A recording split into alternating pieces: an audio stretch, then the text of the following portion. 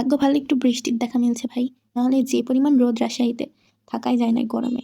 বিশেষ করে শহরে তো ওরে বাবারে একটা গাছ গোছালি কিছু নাই। যাই হোক সকালবেলা আমি করল্লার ভাজি, তেতো আর হচ্ছে আমার পছন্দের আলুর ডাল দিয়ে নাস্তাটা চটপট সেরে ফেললাম।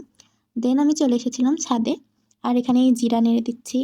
আর হালকা রোদ আছে, রোদের ঠেলায় দেখতে পাচ্ছেন আমার গাছটাও শুকিয়ে গেছে একদম। তুলসী গাছ আমার আম্মু লাগিয়েছিলেন। আর তুলসী গাছের উপকারিতা সম্পর্কে বলার মতো কিছুই নেই, কারণ এটার অনেক গুণ। বিশেষ করে সর্দি কাশি জ্বরের সময় তুলসীর রস আমাদের খুবই উপকারী হিসেবে কাজ করে। দেন বানিয়েছিলাম, ফ্রিজে পড়েছিল গাজর আলু এগুলো দিয়ে পকোড়া বানিয়েছিলাম, দেখতে পাচ্ছেন কত সুন্দর মুচমুচে হয়েছে।